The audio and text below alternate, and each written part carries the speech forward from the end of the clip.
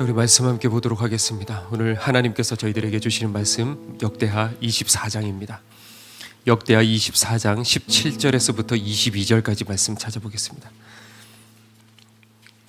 역대하 24장 17절에서부터 22절까지 말씀.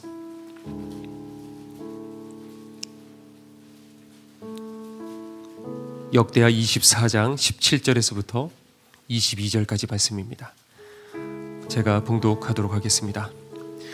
여호야다가 죽은 후에 유다 방백들이 와서 왕에게 절하매 왕이 그들의 말을 듣고 그의 조상들의 하나님 여호와의 전을 버리고 아세라 목상과 우상을 섬겼으므로 그 죄로 말미암아 진노가 유다와 예루살렘에 임하니라. 그러나 여호와께서 그들에게 선지자를 보내사 다시 여호와에게로 돌아오게 하려 하시매 선지자들이 그들에게 경고하였으나 듣지 아니하니라.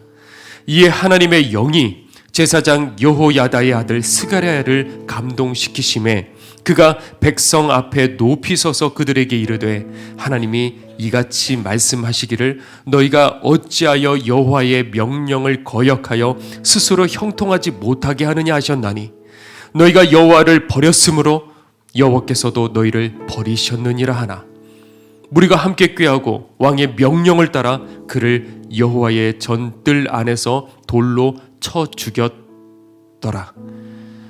요아스 왕이 이와 같이 스가랴의 아버지 여호야다가 베푼 은혜를 기억하지 아니하고 그의 아들을 죽이니 그가 죽을 때에 이르되 여호와는 감찰하시고 신원하여 주옵소서 하니라. 아멘.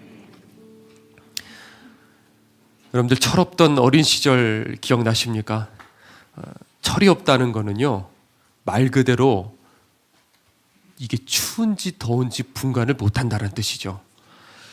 제가 초등학교 때 한 3학년 때쯤이었는데 한 2년간을 시골에서 지냈던 기억이 있습니다. 그러니까 도심지에서 항상 똑같은 생활이 아니고 이 새로운 그 환경 속에서 있다 보니까 그런 2년의 시간이 지금도 많이 기억에 남습니다. 그런데 그때 옆집에 친구가 살았는데 그런데 이 친구의 동생이 남동생이었는데 얘가 정말 철이 없었던 것 같아요. 당시 얘가 한 5살 정도 됐던 것 같은데 얘는요 말 그대로 정말 실오라기 하나도 거치지 않고요 그리고 그냥 달랑달랑 대면서 뛰어다니는 거예요 동네를. 그래서 같이 몰려다니는 이 동네 애들이 있었는데 그 중에 여자애들도 있단 말이에요. 그러니까 얘 때문에 괜히 제가 다 민망한 거야. 그런데 때로는 이게 봄이나 가을에 추운 날들도 있지 않습니까? 그러면 그런데도 아랑곳하지 않고요. 제가 보기엔 옷 입어도 추운데 얘는 실오라기 하나도 걸치지 않고 혼자서 그냥 막 달려다니는 거야. 그러면서 이제 코를 질질질 이렇게 흘리는데 이거를 이렇게 어느 날 이렇게 딱 보니까 이거를 이렇게 하고 이렇게 먹는 거예요. 쪽쪽 빨아먹는 거예요. 그 시절에는 그랬는데 나중에 제가 얘기 들었어요. 이 형이고 동생이고요. 공부를 잘해갖고 그 다들 탑으로 공부를 잘했대요. 그래서 좋은 직장에 잘들 행복하게 잘 살고 있다고요. 그러니까 그것도 다 한때인 거죠. 그런데 그러고 보면 저도 그렇게 철없던 때가 있었어요. 제가 어렸을 적에 저희 어머니 따라 목욕탕을 갔어요. 근데 저만 혼자 다르잖아요. 그러니까 혼자 이렇게 쭈삣쭈삣 이러고 있다가 이게 어렸을 적이니까 그냥 나중에는 이게 익숙해져 갖고 그냥 여탕 안을 막 뛰어다녔어요. 그러다가 막 뛰다가 보니까 딱 하고 제가 섰어요. 왜냐하면 동네 저랑 나이 똑같은 여자애가 여기 있었던 거예요. 그러니까 얘도 민망하고 저도 무슨 말 해야 될 줄 모르고 그랬던 그 기억이 나요. 그러니까 저도 참 그렇게 어렸을 적에 철없던 그런 세월들을 보냈던 것이죠. 그런데 언제까지 우리가 그렇게 철없이 살고 지낼 수가 없어요. 그러면 결국에는 이 사회 속에서 도태될 수밖에 없고 그렇게 제대로 살 수 없는 게 이게 우리가 지금 살고 있는 세상이라는 것이죠. 자, 그런데 여러분들 이 영적 현실이라는 것은 더한 겁니다. 마치 동물의 세계처럼요. 어리다고 봐주지 않아요. 내가 좀 약하다고 봐주지 않습니다. 가차 없이 어리기 때문에 오히려 약하기 때문에 집어삼키는 게 이게 동물의 세계고 이게 더 무서운 영적 세계입니다. 삼켜진 자는요 살아있는 것 같지만 이미 죽은 자 같이 남은 세월을 그렇게 살다가 지옥으로 확정되는 겁니다. 이게 현실이에요, 여러분들. 이런 사람들이 얼마나 많은지 모릅니다. 살아있으나 죽은 사람들. 겉은 진짜처럼 보이는데 속은 사단의 노예가 되어서 붙들려서 살아가는 가짜 인생. 신앙생활 오래 한 것도 상관없어요. 심지어 신학교를 나오고 목사가 돼도 다 그거 소용없습니다. 가짜가 얼마나 많은지 몰라요. 사단은요, 어리다고 봐주지 않습니다. 초신자라고 봐주지 않습니다. 교회를 다니고 있는데 내가 주님을 만나질 못했다. 그러면 오히려 더 좋은 먹잇감이 되는 거죠. 그러니까 초신자라고 해서 어리광 부릴 때가 아닌 거예요. 얼른 바로 서셔야 돼요. 누가 그거 대신해 주지 않습니다. 나 초신자야, 초신자야. 처음에는 모를 수 있죠. 그러나 나 스스로가 깨닫고 목마르고 매달려서 주님을 붙들어야 되는 거예요. 그렇지 않고서는요, 이 영적 현실 속에서 살아나기가 힘듭니다. 이게 눈이 뜨이면 기가 막힌 거예요. 보이지 않기 때문에 우리가 두려움을 느끼지를 못하는 겁니다. 자, 오늘 이 본문도 바로 이것을 경고하는 얘기입니다. 오늘 본문은 뭐냐면 이 남유다입니다. 구약의 남유다의 요아스 왕에 대한 얘기입니다. 이 북이스라엘의 바알을 잔뜩 들여와서 물들였던 왕이 하나가 있었습니다. 혹시 아시나요? 제일 악한 왕, 아합이라는 왕이죠. 그런데 하나님께서 이 아합 왕을 심판하시겠다고 결심을 하십니다. 그래서 어떻게 됐냐면 이 아합이 아람과의 전쟁에서 전사를 합니다. 그리고 이세벨이 죽죠. 그러니까 그걸 누가 했냐면 예후라는 사람을 통해 엘리사에게 기름을 부음을 받고, 그리고 이게 완전히 아합 집안을 이제 쿠데타를 일으켜서 진멸을 시켜버립니다. 그래서 이세벨도 죽고 완전히 아합 집안이 다 죽어나가기 시작하는데, 그런데 그 당시에 이 아합과 손잡았던 남유다의 아하시아 왕이 있었습니다. 그리고 거기 왕자들이 함께 있다가 이 쿠데타를 일으켰을 적에 같이 거기서 다 죽습니다. 그런데 이게 이름이 여러 개 나오니까 여러분들 헷갈리지 마셔야 되는데, 이 남유다의 아하시아 왕, 방금 죽었다는 이 아하시아 왕의 어머니가 누구냐면 아달랴라는 사람입니다. 그런데 아달랴의 남편은 누구냐면 여호람 왕입니다. 그러니까 여호람과 아달랴 사이에 지금 아하시아가 난 거죠. 그런데 이 아하시아가 죽고, 그리고 이 아달랴는 어떤 사람이냐? 아합의 딸인데 철저히 뻔하죠. 바알 숭배자였습니다. 그러니까 자기 아들이 죽으니까 분노를 했어요. 그래서 이미 북쪽은 정권이 바뀌어버렸잖아요. 그래서 아예 단절해버리고, 그리고 남유다의 왕자들을 찾아서 어떻게 했냐면 다 죽여버립니다. 북이스라엘 때문에 분노했는데 남쪽에 있는 왕자들을 찾아서 다 죽입니다. 왜 죽였을까요? 본인이 이거를 차지하려고요. 그래서 근데 그때 어떻게 됐냐면 왕실에, 멀리도 아니고 지방도 아니고 이 왕실에 그때 아이가 하나 태어나게 됩니다. 그 아이가 바로 요아스라는 아이였어요. 유일하게 남은 왕족이었습니다. 그런데 뻔하죠. 태어나자마자 이 아이는 죽을 운명이었어요. 그런데 조금 전에 얘기했던 이 여호람 왕의 딸이었던 여호사밧이라는 여인이 있었습니다. 이 여인이 목숨을 걸고 이 아달랴의 칼에서 이 침실에 숨겨가지고 살려냅니다. 그러니까 마치 이게 사극이나 있을 만한 그런 얘기죠. 그런데 이 아달랴가 집권하고 있는 동안에, 이해가 되시죠? 자, 집권하고 있는 동안에 어떻게 했냐면 등잔 밑이 어둡다고 이 여호사밧의 남편이 제사장 여호야다입니다. 오늘 본문에 나오는 이 여호야다에 의해서 몰래 길러지게 됩니다. 그래서 여호야다가 가르쳤겠죠. 당신은 왕자입니다. 당신은 앞으로 반드시 왕이 되어야 되고, 그리고 그때가 되면 이 나라의 우상 숭배에서 여호와를 섬기는 나라로 반드시 당신은 개혁하기 위해 하나님께서 부르셨습니다. 하나님 살리셨습니다. 당신이 지금 유일한 소망입니다. 그렇게 6년의 세월이 지났습니다. 그래서 이 아이가 7살이 되던 해, 이 제사장 여호야다가 용기를 내서 이 7살짜리 요아스를 전면에다가 내세웁니다. 그러니까 그동안에 아달랴에 의해서 백성들이 폭정에 시달림을 당했어요. 그러니까 왕자가 하나가 있다라는 걸 알고서 사람들이 환호를 합니다. 그래서 그 자리에서 사람들이 몰려가서 아달랴를 처형해버리고 그리고 바알 신당을 다 깨부숴버립니다. 그래서 이 제사장 여호야다가 백성들을 다 모아놓고 어떻게 했냐면 이제 우리 다시는 하나님을 배신하지 말자. 이제는 끝까지 우리 여호와만 섬기자. 그러고 함께 약속을 합니다. 자, 그렇게 나라를 이제 개혁을 했어요. 세월이 많이 지났습니다. 이 제사장 여호야다가 이제 나이가 들어서 죽게 됩니다. 그런데 그 직후에 어떤 일이 있었냐면 유다의 귀족들이 몰려와가지고 왕에게 이렇게 말을 합니다. 이제 우리가 아세라를 섬깁시다. 그래야지 나라가 번성합니다. 다른 나라들도 지금 다 아세라 섬기고 있어요. 이 유행에 잘 따라가야 됩니다. 밀려서는 안 됩니다. 도대체 어떻게 설득했는지 모르겠지만은 요아스는요, 자기를 살려주고 자기를 지금 여기까지 있게 했던 하나님을 헌신짝 같이 버리고 우상 숭배하기 시작을 했습니다. 하나님은 안타까우셨어요. 그래서 오늘 본문 말씀대로 하나님 보통 이 신앙에서 이탈한 사람에게 여러 번 사인을 주십니다. 안 돼. 너 그러면 안 돼. 너 그리로 가면 안 돼.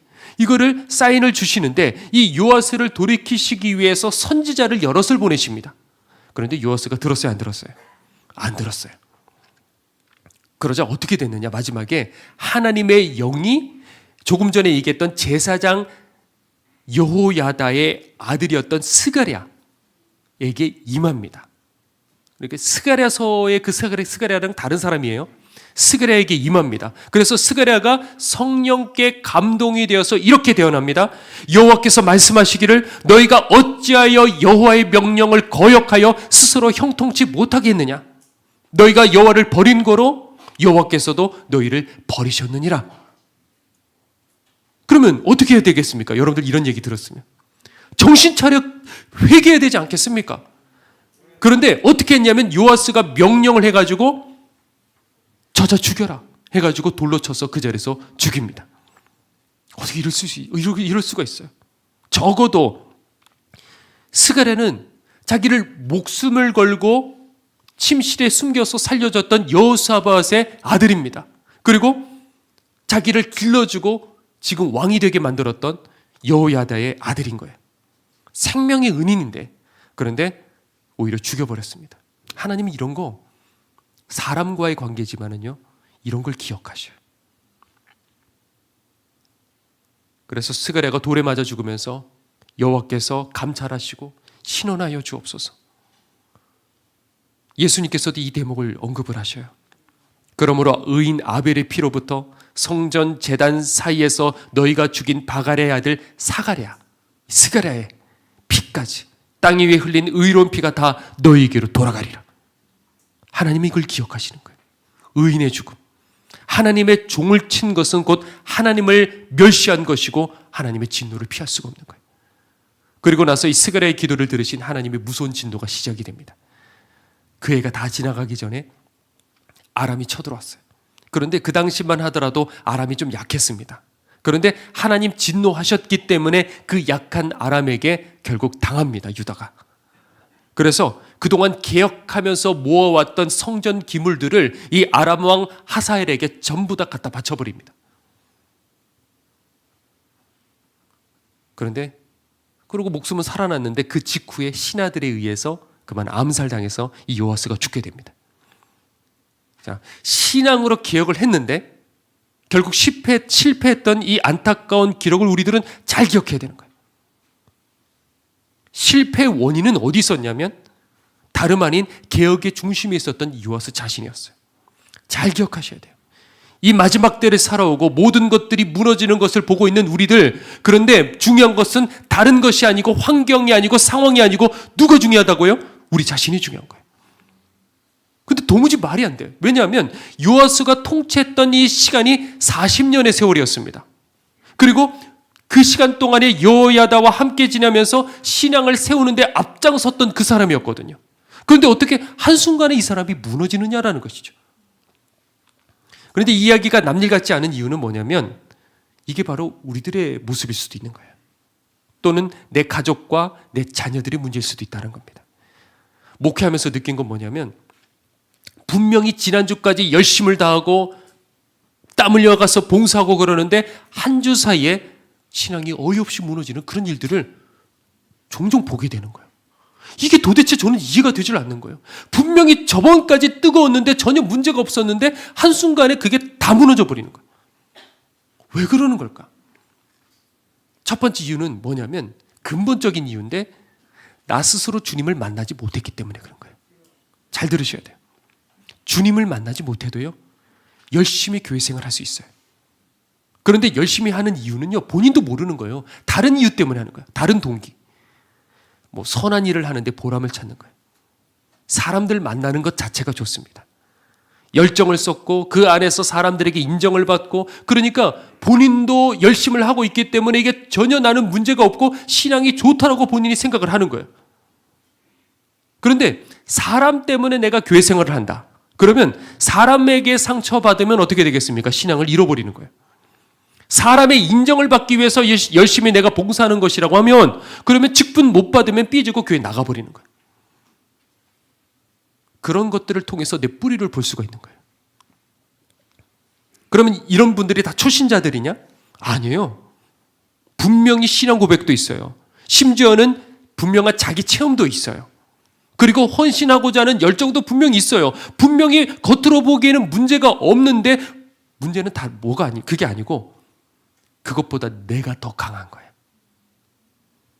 내 생각, 내 감정, 내 주장, 내 욕망이 하나님 말씀보다, 신앙보다 더 강한 거예요. 그래서 잘 맞아떨어질 적에는 아무 문제 없어요. 그런데 뭔가 딱 핀트가 어긋나기 시작하면 한순간 다른 사람으로 돌변해버리는 거예요. 왜 그런지 아십니까? 그거는 십자가를 만나지 못했기 때문에 그래요. 철없는 신앙이에요. 사단이 놓칠 것 같습니까? 그 순간에 딱 어긋나는 순간에, 내 감정이 어긋나는 순간에, 내 생각이 맞지 않는 순간에 사단이 가만히 둘 것 같습니까? 얼른 달려가서 집어삼켜버리는 거예요. 정신 바짝 차려야 돼요, 우리들은. 유다도 하나님 만났어요. 유다도 12 제자 반야 속에 들어갔어요. 유다도 심지어는 귀신 쫓는 능력까지도 받았어요. 그런데 십자가를 만난 건 아니었어요. 주님께서는 그런 신앙은요, 전부 다 반석이 아니고 모래 위에 세운 집이라 그러셨어요. 모래 위에 세워도 얼마든지 화려하게 집을 지어 나갈 수가 있어요. 그런데 홍수가 나면, 다시 말해서 믿음의 시험이 닥치면, 시련이 닥치면 기둥 뿌리부터 뽑혀서 다 휩쓸려 나가는 거예요. 그러니까 한마디로 거짓 신앙이라는 것이죠. 진짜인 줄로 알았는데, 나 스스로도 진짜인 줄로 알았는데 얼마든지 거짓 신앙일 수가 있는 거예요. 오히려 겉은 더 화려할 수도 있어요. 사기꾼들 보면 겉은 더 그럴듯하게 말도 잘하지 않습니까? 오히려, 그러니까 겉모습으로 절대 판단해서는 안 된다는 것이죠. 요아스도 그랬어요. 이 여호야다 그늘 앞에서는요, 이게 신앙 좋은 사람처럼 그렇게 보였어요. 그리고 백성들의 본이 됐어요. 야, 우리 왕은 정말 신앙 좋은 사람이야. 그런데 그 속은요, 자기 신앙이 없었던 거예요. 예전에 제가 신학교 다녔을 때 그런 얘기 들었어요. 어떤 목사님, 시골에 계셨던 어떤 목사님, 열심히 말씀 전하고, 그런데 한 번은 그 교회가 이사를 가게 됐는데 사택채로 이제 다 이사를 가는 거예요. 그래서 성도들이 열심히 거기를, 목사님 사택을 청소를 했는데 보니까 병들이 잔뜩 나오는 거예요. 깜짝 놀라는 거예요.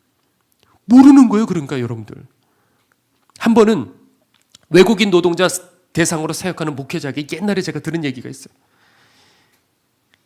이 청년이 하나가 이슬람 국가에서 왔는데 전도해갖고 이제 예수님 믿고 이제 열심히 이제 교회 생활을 하기 시작한 거예요. 그렇게 몇 년 동안에 이제 그 외국인 노동자 일도 하고, 그리고 이제 주일에는 이제 예배도 드리고, 그러다가 이제 본국으로 이제 돌아갈 때쯤에서야 목사님이 깨달은 거예요.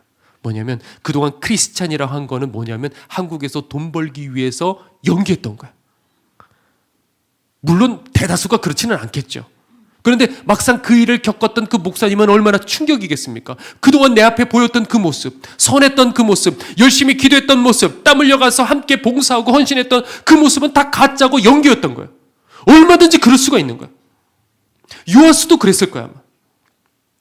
아달랴의 지지 기반은 뭐예요? 바알 숭배자들이었잖아요. 반면에 여호야다의 지지 기반은 하나님을 섬기는 백성들이었단 말이죠. 그러면 지금 요아스는 여호야다를 통해서 왕이 됐기 때문에 당연히 하나님을 믿는 백성들의 지지를 받아야지 이 왕권을 유지할 수가 있는 거예요. 그러니까 신앙 좋은 노릇을 했을 수도 있어요. 자신의 지지 세력을 위해서요. 정치인들이 얼마든지 신앙 좋은 사람인 것처럼 손 내밀어요. 거기에 속아가 넘어가서는 안 돼요. 물론 이 요아스가 그런 식으로 대놓고 의도한 건 아닐 수도 있어요. 그런데 이후에 신앙을 쉽게 그렇게 헌신짝같이 버린 걸 보면 그 안에 적어도 하나님은 계시지 않았던 거예요. 어쩌면 우리 자신도요. 의도한 건 아닌데 자기 자신을 깜짝같이 속이고 오늘 어쩌면 여기에 앉아있을 수도 있는 거예요. 근데 그게 지금 드러나면 좋은데, 솔직하게 가감 없이 내 본질이 다 드러나면 좋은데, 만약에 심판대 앞에 가서 내 본질이 드러났다고 한다면 이건 정말 경을 칠 노릇인 거예요. 이 거짓 신앙의 특징이 뭐냐? 주님을 만나지 못한 거예요. 주님을 만나지 못한 사람의 특징은 뭐냐면 주님을 사랑하는 게 뭔지를 몰라요. 얼마든지 착할 수 있어요. 그리고 교회에서 시키는 일들을 그냥 잘 따르고 순종할 수도 있어요. 그런데 그거는 사람들 앞에서 행하는 것이지 나 스스로 주님 앞에 자발적으로 주님을 사랑해서 하는 건 아니거든요. 그러니까 여전히 이 사람은 율법 아래서 사는 거예요. 이걸 본인 스스로 느낄 수 있어야 돼요. 아니 뭐 그럴 수도 있지. 착한 게 좋은 거지. 열심히 그렇게 살아보잖아. 그런 게 아니에요. 이 기둥, 이 뿌리를 봐야 돼요. 어디에 내가 박혀있냐? 모래 위에 박혀있냐? 그리스도 반석 위에 내가 박혀있는가? 그리고 이거는 시급하게 여러분들 해결해야 될 문제예요. 잘 들으셔야 돼요. 착하다고 구원받은 거 아니에요. 어렸을 적부터 착하다고 듣다가 보니까 이게 신앙 좋은 걸로 연결이 된단 말이죠. 사람들 보기에는. 절대 아니에요. 요아스는 하나님을 몰랐어요. 그리고 자신도 몰랐어요. 요아스는 여호야다랑 함께 있던 그 기간 동안에 스스로 하나님을 인격적으로 만났어야만 했어요. 그래서 내 하나님이 되셔야만 했어요. 그러면 여호야다 없이도 미혹에 빠지지 않고 그리고 신앙의 대를 이어갈 수가 있었겠죠. 그러니까 여러분들 자녀들을 위해서 기도 많이 하셔야 돼요. 주일 출석시키는 걸로 내 자식 괜찮을 거다? 절대. 주님 만나지 못한 상태로 있다가 언젠가는 부모의 영향력에서부터 벗어날 때가 올 텐데 그럴 때 속에 있는 것들이 드러나 마음이 원하는 대로 바람 따라 흘러가 버리는 거예요. 자, 두 번째입니다. 왜 한순간에 이걸 잃어버렸을까? 왜냐하면 멘토를 잃어버렸기 때문에 그래요. 이게 반대로 본다면 실상 자기 신앙 없었던 이 요아스요. 그 요아스를 거기까지 이끌었던 것도 여호야다가 있었기 때문에 그런 거예요. 그리고 무너졌던 것도 더 이상 멘토가 사라졌기 때문에 그래요. 이게 현실적인 문제인데 우리가 주님을 만나기를 원해요. 그런데 주님을 만나기를 원하는데 내가 원하는 때에 내가 원하는 장소에서 그게 마음대로 돼야 안 돼요. 안 된단 말이죠. 게다가 주님 만나는 그 신앙을 가지고 있다 하더라도 얼마든지 교만해져 갖고 변절자가 될 수가 있거든요. 그렇기 때문에 더더욱 우리들에게는 여호야다 같은 멘토가 있어야 되는 거예요. 복은 다른 게 복이 아니고요. 사람은 누구를 만나느냐 이게 복인 거예요. 제가 신학교 갔을 적에 저는 뭐 여러 번 얘기했지만 그 은혜 없이 그냥 효도한다고 그러고 저는 신학교를 갔거든요. 그런데 다른 친구들은 다들 교회에서 한 가닥 하는 애들인 거예요. 최소 청소년부 회장 최소. 그래서 저는 적응이 안 됐어요. 그런데 제가 다니던 그 신학교는 이 자유주의 사상을 가르치던 그런 수업들이 있었어요. 그래서 이상한 게 참 공부에 열심히 하는 애들은 다 그 자유주의 사상에 빠졌어요. 종교다원에 빠져버렸어요. 그리고 나머지들도 그거를 6년 동안 계속 들으니 어떻게 되겠습니까? 신천지 가가지고 계속 앉아있으면서 나 괜찮을 거야 괜찮을 거야 이거 같이 어리석은 사람이 없어요. 이거를 계속 6년 동안에 그냥 신천지 말도 안 되는 그 소리도 아니고 그럴듯하게 논리적으로 얘기를 하는 거예요. 그러면 그 애들이 어떻게 되겠습니까? 넘어가든 안 넘어가도 거기에 최소한의 영향을 입어요. 그래서 나머지 애들도 그 신앙이 약해져 버리는 거예요. 어제 그 퀴어 반대 집회 했던 이유도 마찬가지예요. 여러분들 중에 뭐 거기 미혹될 사람이 있겠습니까? 걱정 없어요. 뭐 누가 거기 뭐 미혹이 되겠습니까? 근데 염려가 되는 건 뭐냐면 우리 다음 세대 때문에 그런 거예요. 한번 이게 문이 열리는 순간에 애들에게 당연하게 이제는 교육이 들어가기 시작하는 거예요. 이거는 남에게 피해 주는 게 아니야. 그저 성적 취향이고, 그리고 나와 다른 사람들을 인정해 주고 포괄해 주고 좋게 얘기를 할 거란 말이에요, 분명히. 근데 이게 하나님의 심판을 불러오는 무서운 일이라고요. 무서운 죄라고요. 그걸 알기 때문에 우리들은 막을 수밖에 없어요. 신학교 다닐 때 제일 힘들었던 게 뭐였냐면, 이제 중간고사 보고 기말고사 볼 적에 자유주의 수업에서 결국에는 정답이 정해진 거예요. 자유주의가 맞다고 정답을 써야 되는 거예요. 물론 전 그렇게 쓸 수가 없었어요. 그런데 대학원 6년 동안 그거를 외워야 되죠. 실은 그걸 외워야 되고, 그걸 어떻게 해서든지 돌려가며 이걸 해야 됐던 그 과정들이 너무나도 괴로웠어요. 그런데 이 차별금지법이 통과된다 그러면 아이들은 정해진 그 정답을 원하든 원하지 않든 그걸 외우고 그걸 써야 되는 거예요. 그게 어렸을 적부터 노출이 되잖아요. 그러면 너도 나도 친구들끼리 다 그걸 같이 배우고 교육을 받으면 거부감이 사라진 거고, 이거는 시간 문제인 거예요, 여러분들. 그러니까 왜 이런 얘기를 하느냐, 무엇을 보느냐, 그리고 누구를 만나느냐, 이게 그렇게 중요한 거라는 거죠. 20년 전에 제가 복음에 대해서 눈이 열리기 전에 저는 어떻게 생각했냐면 정말 사막 한가운데 혼자 서 있는 길 잃은 사람이다, 이렇게 생각을 했어요. 저는 구원의 확신이 그때 없었어요. 수많은 여러 가지 가르침들이 있었지만은 그 중에 도대체 누가 맞는지 모르겠는 거예요, 도대체. 그리고 그렇게 생각하고 판단하는 내 판단조차도 옳은지 모르겠어요. 물론 성경이 있죠. 그런데 이 성경을 해석하는 내 판단이 옳은지조차도 모르겠고, 그리고 때로 내게 어떤 성경을 읽다가 감동이 있다 하더라도 이 감동이 하나님께로부터 오는 것인지조차도 모르겠는 거예요. 마치 불가지론 같이. 그래서 그때 제가 기도했던 건 뭐냐면, 하나님, 제게 하나님의 사람을 보내주십시오. 저는 도무지 모르겠어요. 저는 만약에 그 중에 한 가르침의 줄기를 붙잡고 이게 맞다고 생각하고 그리고 거기에다가 내 전부를 걸고 간다 하더라도 마지막에 그거를 당겨봤을 적에 이게 썩은 동아줄이라고 하면 그러면 나 어떻게 되냐고요. 이거는 한 번 실수하면 끝나는 거예요. 한 번 실수하면. 여러분들 쉽게 정할 수 있잖아요. 난 이쪽 교회로 갈 거야. 나는 이쪽이 마음에 잘 맞으니까 나는 이쪽으로 할 거야. 이게 간단한 문제가 아니에요. 한 번 실수하면 영원히 완전히 운명이 갈라지게 되는 거예요. 그래서 밤을 새워가면서 기도했어요. 하나님, 제게 정말 하나님의 사람 좀. 하나님의 사람 좀.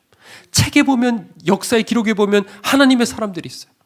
근데 도무지 그때 시절 기준에서 하나님의 사람이 제 눈에는 안 보이는 거예요, 사실. 그러다가 수년 후에 박보영 목사님 간증을 들었어요. 그리고 여러분들처럼요, 저도 이분이구나. 그러면 저는요, 가만히 있지 않았어요. 그냥 한순간에 그냥 그 자리에서 그날 달려갔어요. 그래서 목사님 만나고 가뭄의 단비처럼요, 그 목사님 말씀을 그때부터 흡수하기 시작했어요. 아마 제가 자신 있게 얘기할 수 있는 건 여기서 저보다도 박 목사님 설교 많이 들은 사람 없을 거라고 봐요. 자, 그런데 어느 날이었습니다. 제가 교회에서 기도를 하는데 주님께서 말씀해 주시는 거예요. 너 앞으로 박보영 목사님과 함께 살게 될 텐데 너 거기 가서 열심히 청소해야 된다, 그러시는 거예요. 왜 청소지? 뭔지 몰랐어요, 저는 도무지. 근데 제가 그걸 어떻게 이해했냐면 도무지 말도 안 돼. 왜냐하면 박보영 목사님은 저 큰 목사님이시고, 제가 다락방을 갔어도 제가 이렇게 막 외향적인 성격이고 부침성 있는 성격이 아니기 때문에 뭘 이렇게 근처에 가지도 않았어요. 한번 인사하고 만 게 다지. 그러니까 상상도 못해서 제가 그걸 어떻게 이해를 했냐면, 내 속을 깨끗하게 해야 된다는 거구나, 이런 식으로 제가 이해를 해버린 거예요. 그리고 한 1년이 지났어요. 박보영 목사님이 저를 한번 사택으로 초대를 하신 거예요. 저를 잘 모르시고. 그리고 제가 초대를 받아갖고 사택에 저희 아내랑 같이 갔는데 뜬금없이 이런 얘기를 하시는 거예요. 이제부터 나랑 같이 살래? 그러시는 거예요. 그래서 이제 들어갔어요. 근데 들어가자마자 목사님이 얘기를 하시는 거예요. 청소해라.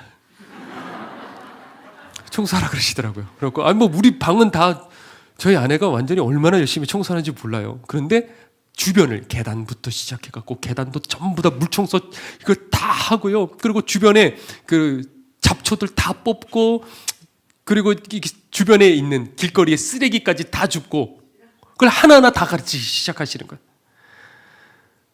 그런데 목사님은요, 그 영적으로 보시는데도 못 본 채 그냥 가만히 계셔요.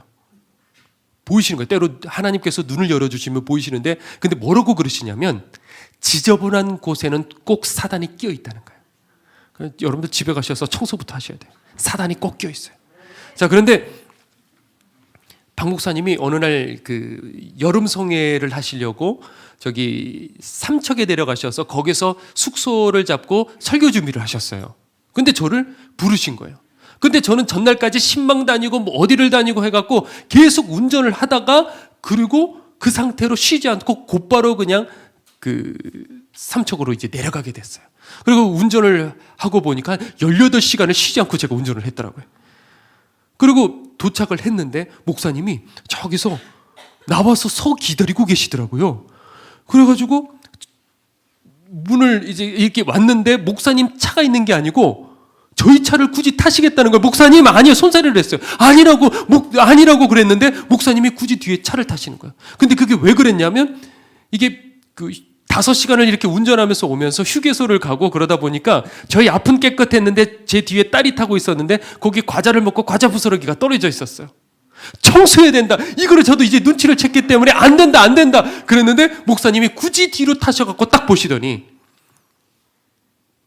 너 주위를 깨끗하게 해야 된다.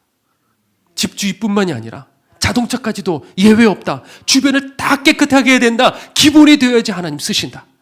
또 가르쳐 주시는 거예요. 이제 그 다음이었어요. 이번엔 이런 얘기를 하시는 거예요. 최 목사는 꼭 이런 종이 돼야 된다. 불난 집에 내 딸과 성도의 딸이 있는데 둘 중에 한 사람밖에 건질 시간이 없다고 한다면 어떻게 하겠냐? 성도의 딸을 먼저 건지는 그 종이 돼야 된다. 그리고 이제 시간이 조금 지났어요. 제 딸 유치원 졸업식이 됐어요. 꽤 지금 지난 얘기죠. 근데 그때는요, 유치원 졸업식이면 항상 겨울 성회랑 겹쳐요. 그렇죠? 근데 저는 성회 때 항상 낮밤으로 뭐 주차 봉사를 하든지 셔틀 이걸 운행을 하든지 둘 중에 하나를 하고 있었어요. 그런데 당시 그 사택 애들이 나이대가 딱 고마고마해가지고 이 유치원에서 초등학교로 넘어가던 그런 시즌이었거든요.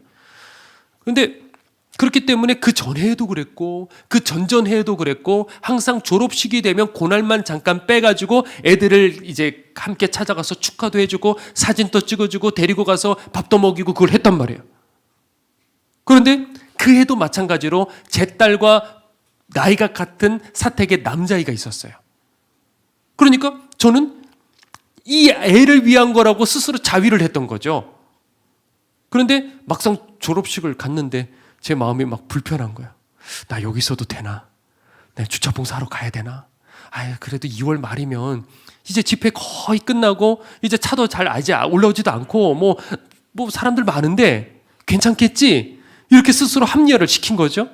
그리고 끝나고 난 다음에 애들을 데리고 이제 중국집으로 데리고 갔어요. 그리고 애들을 이제 사 먹이면서 이상하게 식사를 하는데 또 불안한 거예요. 그러면서 왠지 제 앞에 그 아이들을 기르던 우리 성도님이 계시는데 성도님 그 테이블에 그 성도님의 핸드폰이 놓여 있었어요. 근데 왠지 저 핸드폰으로 뭔가 올 것 같은 거예요. 그래서 저도 모르게 그거를 계속 주시하고 있었어요. 온다. 그런데 정말 그 순간에 카톡하고 문장이 하나 떴는데 보니까 정말 박보영 목사님이셨어요. 제가 남의 거를 보는 건 아닌데 그걸 주시하고 보고 있다가 딱 뜨니까 한 문장이었는데 최 목사 왔나?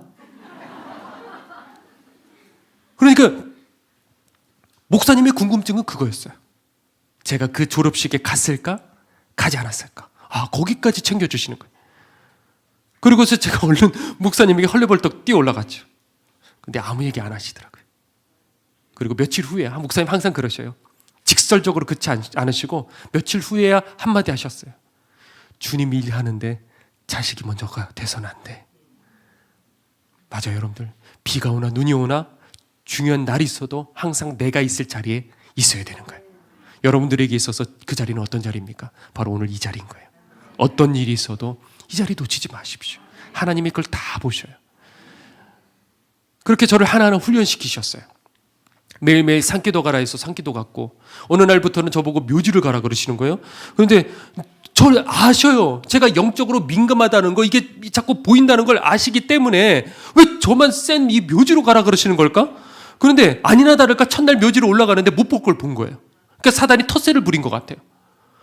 그런데 그래도 그냥 눈이 오나 비가 오나 그냥 그 자리에서 항상 기도를 하는 거예요. 어느 날 목사님이 얘기하시더라고요. 은사 받고 싶니? 그런데 묘지를 갔을 적에 너 기도할 때 은사 받고 싶어서 은사 달라고 기도하면 은사 못 받는다. 어떻게 기도해야 되냐면 십자가 사랑을 알게 해달라. 나로 십자가를 알게 해달라. 십자가 만나게 해달라. 그렇게 기도를 해라. 그러면 그 십자가 사랑이 임하는 그 순간에 은사가 같이 뒤따라오는 거다. 그렇게 얘기를 해주셨어요. 그러니까 여러분들 은사가 중요한 게 아니라 예수님이 중요한 거예요. 능력이 중요한 게 아니라 십자가가 중요한 거예요. 그렇게 저를 하나하나 가르치기 시작하셨어요.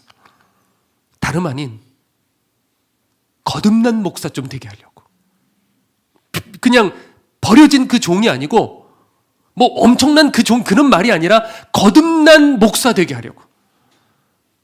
그러니까 누가 조금이라도 칭찬하잖아요. 그러면 목사님이 그 자리에서 꺾어버리시는 거예요. 혹시나 제가 스스로 내가 이런 사람인가 생각지도 못하게 완전히 짓밟아버리시는 거예요. 사람들은 그래요. 좋은 말씀만, 좋은 칭찬만 들으려고 그래요.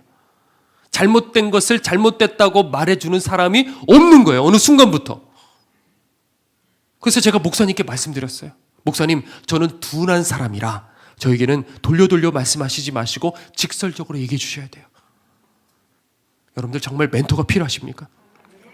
하나님은 지금도 내게 얼마든지 스가랴 같이 말씀해 주실 수 있다는 걸 아십니까? 그 준비가 돼 있어야 돼요. 무슨 말씀이라도 달게 들을 수 있는 그 준비.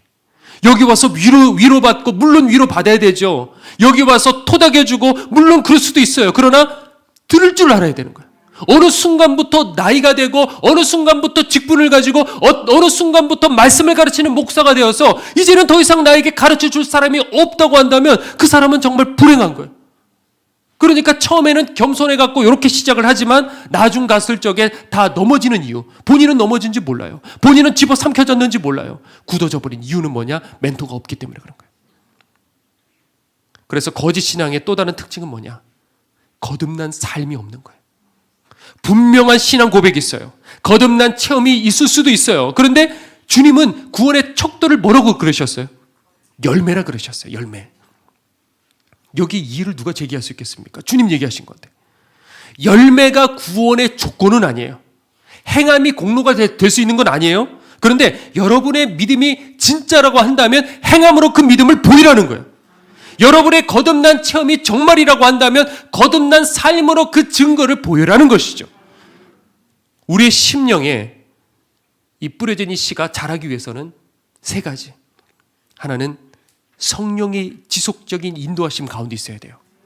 다른 말로 그리스도 안에 있어야 된다는 거죠. 그리고 또 하나는 뭐냐? 하나님께서 보내신 멘토가 내게 있어야 돼요. 그리고 나를 살리는 그 공동체 안에 우리가 있어야 되는 거예요. 여러분들 이 안에 끄트머리라도 붙어 있으십시오. 무슨 일이 있어도 이거는 내 생명줄이라 생각하고 어떤 일이 있어도 나는 이 자리 끝까지 지킬 거야. 힘들어도 쓰러져도 졸아도 여기서 졸아도 괜찮아요. 쓰러져도 여기서 쓰러지고 흘려도 여기서 눈물 흘리십시오.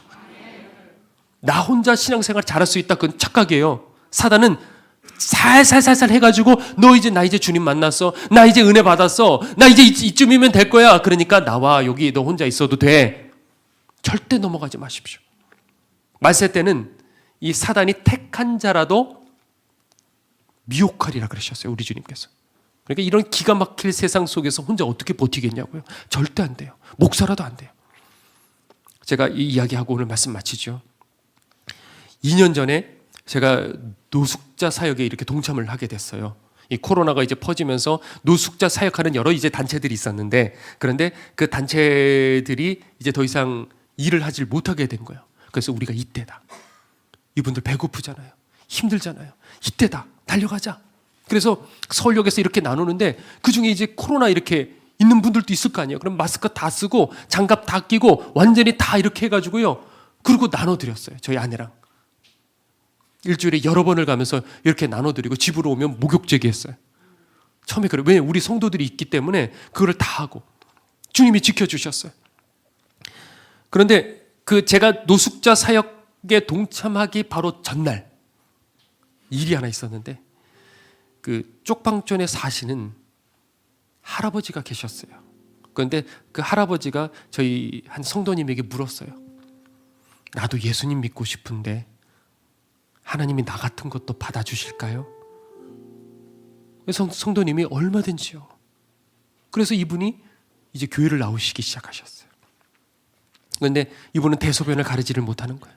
그러니까 본인에게 항상 냄새가 나니까 죄송해서 나오고 싶은데 죄송해서 또 나오지를 못하게 된 거예요. 그래서 이분이 그 할아버지가 나오지를 않으니까, 그래 내가 내일은 가서 복음을 제대로 전해야겠다. 준비를 시켜야겠다. 그렇게 결심을 하고 다음날 가서 문을 두드렸어요. 근데 기척이 없는 거예요. 이상하다 싶어갖고 문을 열어보니까 그 추운 한겨울날 그만 소천하시고 마신 거예요. 그 얘기를 듣고 그리고 제가 서울역에 이제 가게 됐어요. 박 목사님이 뭐라 그러셨냐면 서울역에 가서 실태조사를 한번 해봐라. 체감 그 당시 영하 23도였어요. 2년 전에. 제일 추운 날이 있었어요. 그때 추운데 이제 가보니까 야외 광장에요. 비닐 하나 뒤집어 쓰고 그러고 누워서 잘라 그러는 거예요. 아저씨 여기서 이러면 안 된다고. 왜냐하면 그러시다가 소천하셔요. 어느 날 그냥 갑자기 젊은데. 그걸 여러 번 봤거든요.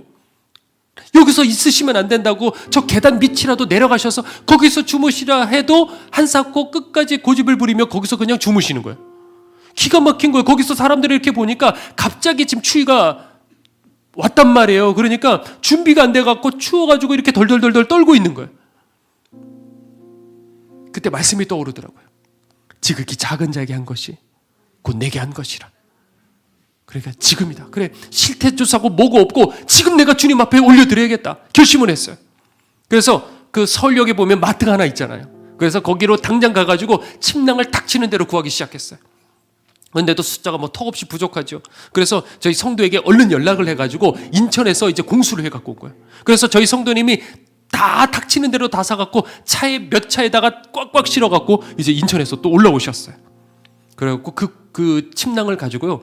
서울역이고 남대문 그리고 용산역 거기를 3번씩 돌았어요.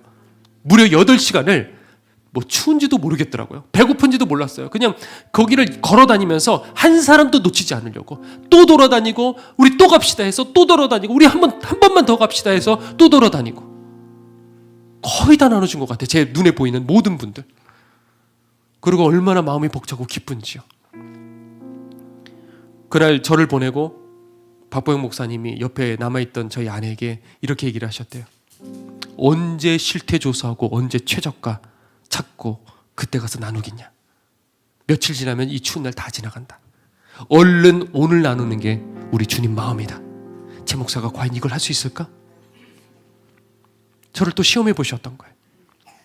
그 얘기를 들은 저희 아내가 일주일 후에야 그 말을 저에게 얘기해 주더라고요. 일주일 후에. 근데 감격이었어요. 제가 그날 먹었던 그 마음, 그 성경 말씀, 그게 주님 마음이라고 생각하니 얼마나 가슴이 벅차오르는지요. 그래서 이후에도 잠바가 없는 분들이 있어요. 제가 입고 있던 이 잠바를 입혀드리는 거예요. 그러면 집에 가가지고 또 예전에 입던 그 잠바를 또 저는 입어요. 요거는 아껴야지. 요거는 절대 안 돼. 제가 아끼고 있던 잠바 하나.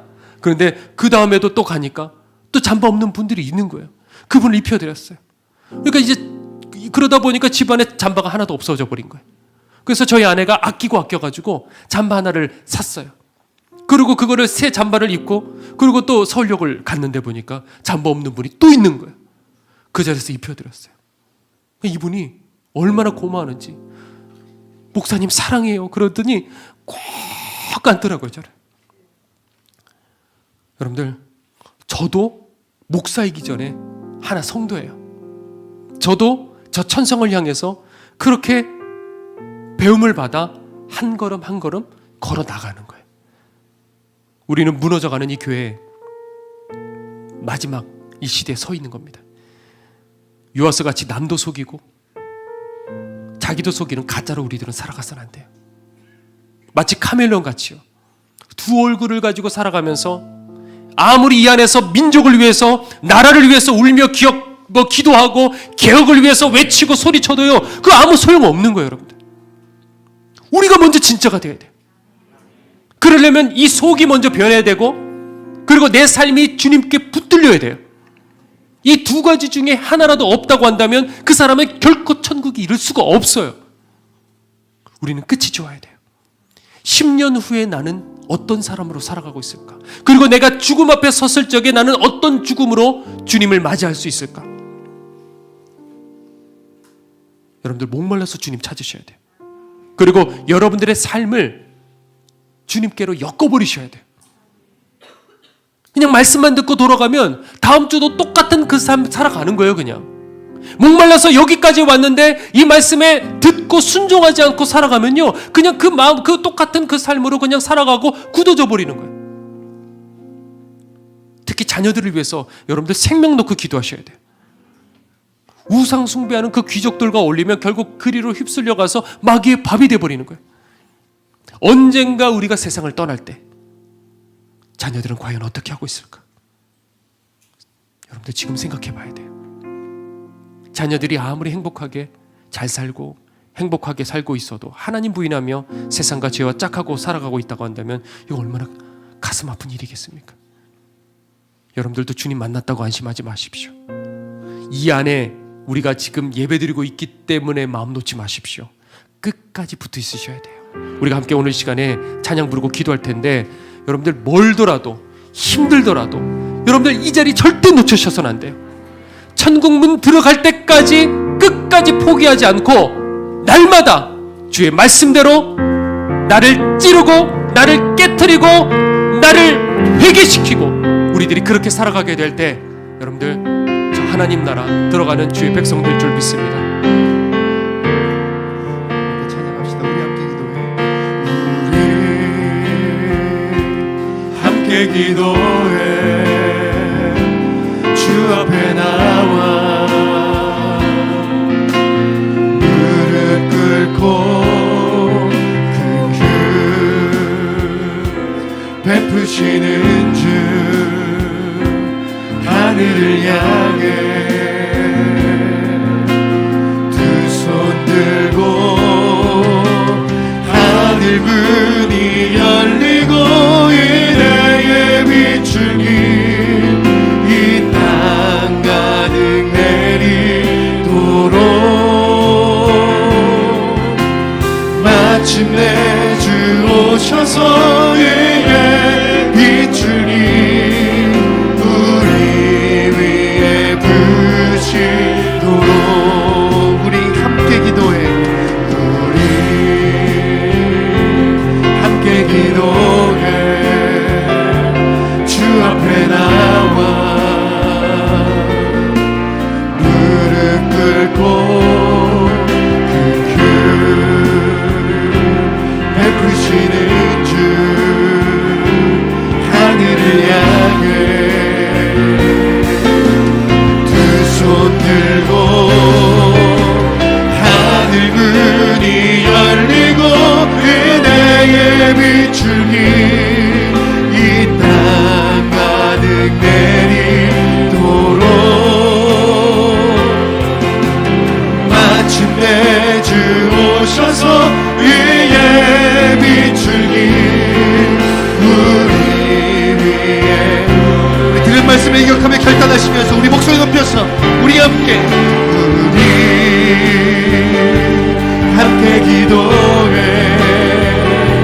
주 앞에 나와 무릎 꿇고 그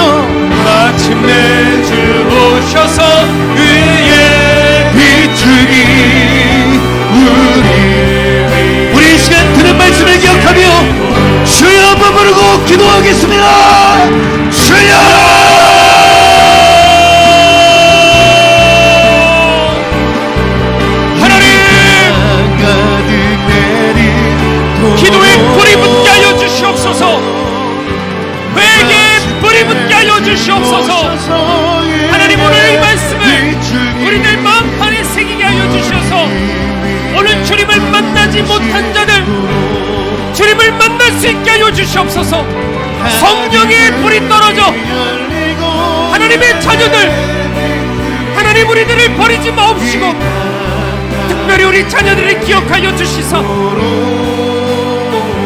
성령을 통하여 우리 주님을 십자가를 만날 수 있게 하여 주시옵소서. 단지 영적 체험으로 끝날 것이 아니라 십자가에 달리신 예수님 만나는 하늘의 기적이 임하게 하여 주시옵소서. 그리고 하나님, 우리들의 삶이 거듭나야 됩니다. 우리들의 체험으로 신앙 고백으로 끝낼 것이 아니라 그것이 진짜라고 한다면 우리들의 삶이 거듭날 수밖에 없습니다. 하나님, 우리들을 이끌어 주시옵소서. 연약하고 부족하여 어제 섰다 하더라도 오늘 집어삼켜지는 이것이 무서운 영적 현실이오니 하나님, 오늘 이 시간에 주님 앞에 서서 하나님 우리들을 건져 주시옵소서. 우리들에게 눈물이 회복되게 하여 주시옵시고 기도의 불이 오늘 이 시간에 붙게 하여 주시옵소서. 하나님,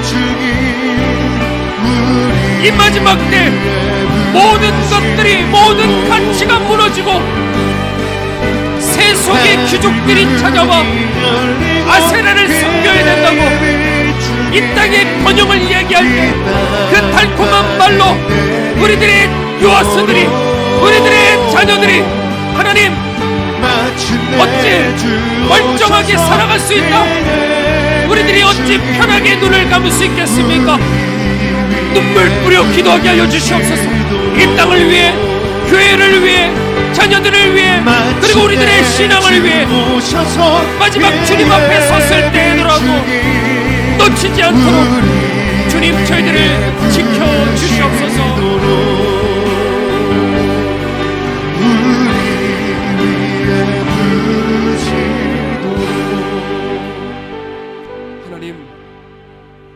이 영적 현실을 볼 수 있는 영혼의 눈을 저희들에게 열어주시옵소서. 이걸 한 번만 보기만 하면 기가 막혀 흰 옷 입은 사람들이 별로 없으며 다 어두운 옷, 검은 옷을 입고 지옥을 향해서 달려가고 있음에도 불구하고 깨닫지를 못하고 그냥 살아가고 있는 이 현실을 본다면 땅을 칠 텐데 그걸 보질 못하니 똑같이 이중적으로 세상에 끌리고 욕망에 사로잡혀 걸어가는 이중생활, 버려진 인생, 살아있으나 이미 사단에게 집어삼켜져서 하나님 지옥으로 확정된 영혼들이 얼마나 많은지요. 주님, 그 가운데 저희들을 건져주시옵소서. 저희들 살려주시옵소서. 저희들의 힘이 부족합니다. 하나님, 저희들에게는 아무런 지혜가 없습니다. 그러니 하나님, 성령으로 우리들을 살려주시옵시고 하나님의 사람을 보내주시어 우리들을 깨우쳐 주셔서 저희들 좌로나 우로나 치우치지 아니하고 주의 길 끝까지 나아갈 수 있도록 인도해 주시옵소서. 하나님, 그러나 우리들 어찌 이대로 눈 감을 수 있겠습니까? 남겨진 요아스들이 있습니다. 남겨진 자녀들이 있습니다. 하나님, 어떻게 이 험한 세상 속에 살아갈지 생각을 하면 기가 막힌데 하나님, 오늘 이 시간 주님 앞에 아뢰드리며 기도합니다. 주님, 기억하여 주시옵소서. 우리들의 자녀를 기억하여 주셔서 하나님 일찍 주님 만날 수 있게 해주시옵소서. 십자가를 만날 수 있게 하여 주시옵소서. 좋은 하나님의 사람들을 붙여주시옵소서. 그래서 평생에 주님 함께 손붙잡고 이 공통체 속에 아버지 살아가며 삼겹줄은 강하다 하셨사오니 주님 끝까지 주님 날아가는 날까지 저희들도 그리고 저희들의 자녀들도 하나님 천국에 이르는 생명의 줄을 붙잡을 수 있게 하여 주시옵소서. 오늘 이 시간 주님 앞에 저희들의 귀한 예물 올려드립니다. 가난한 영혼들, 낙심한 영혼들, 죽어가는 영혼들, 그리고 죽어 쓰러져가는 교회와 그리고 어려움을 겪은 선교지들 위해 하나님 우리들 가진 이 귀한 예물을 올려드리오니 주님 꼭 기억하여 주셔서 가장 귀한 데 쓰이게 하여 주시옵소서. 주님의 마음이 시선이 머무르는 그곳에 쓰임받을 수 있게 하여 주시옵소서. 그것이 저희의 기쁨입니다. 이것 때문에 저희들이 잘되고 복받는 것이 중요한 것이 아니라 이 일 통해서 하나님 영광 받으시고 하나님 기뻐하신다고 한다면 기꺼이 내 인생을 주님 앞에 올려드립니다. 주님 받아주시고 가장 귀한 곳에 사용하여 주시옵소서. 이 마지막 때 주님 저희들을 하나로 모아주셔서 감사합니다. 주의 말씀의 신호를 듣고 저희들이 하나가 되게 하여 주셔서 주님 감사합니다. 주님 끝까지 저희들 놓치지 않게 하여 주시옵시고 오늘 주의 성도들 이곳을 이제 나갈 텐데 주님의 성신께서 붙들어 주셔서 좌로나 우로나 치우치지 않도록 함께 하여 주시고 하나님 어려움으로 경제적인 고통과 그리고 육신적인 아픔과 정신적인 고통으로 휩싸여 낙심하는 지체들이 있다고 한다면 오늘 시간에 나사렛 예수 그리스도 이름의 능력으로 치유되고 회복되게 하여 주시옵소서. 지금은 우리를 위하여 죽으신 예수 그리스도의 은혜와 하나님의 크신 사랑과 성령님의 함께하심이 오늘 주의 성도가 되어 마지막 때가 되어 주님 붙잡고 나가기를 원하는 주의 모든 성도들 머리 위에 지금부터 영원토록 함께하옵시기를 간절히 축원하옵나이다. 아멘. 하나님 열어주소서. 하나님 하늘의 문을 열어주시옵시고 기도의 문을 열어주시옵소서. 지금은 뜨겁게 기도해야 될 때입니다. 주님 만나게 해달라고 진정한 회개가 터져나오게 해달라고 내 실상을 볼 수 있게 해달라고 심판 앞에 가서 볼 것이 아니라 오늘 나의 거짓된 모습 이중적인 모습 상황에 따라 카멜레온처럼 내 모습을 변화시키는 가짜 같은 내 모습을 오늘 이 시간에 깨닫게 하여 주셔서 이제는 진짜가 되게 하여 주시옵소서. 속에서부터 거듭난 사람이 되게 하시고 하나님 거듭난 삶으로 살아낼 수 있는 주의 진정한 백성 되게 하여 주시옵소서. 이 시간 주님 앞에 기도하오니 하나님 우리들의 기도를 들으시고 아버지 이것이 그저 잠깐 스쳐 지나가는 시간 되지 않게 하시고 오늘 이 기도의 시간 동안에 주님 날 만나 주소서. 십자가의 보혈로 날 신겨 주시옵소서. 하나님 깨어있는 저희들 될 수 있도록 주님 기억하시고 우리들의 자녀들 주님 붙들어 주셔서 속히 십자가 주님 만나게 하여 주시옵소서. 주님 이끌어 주시옵소서.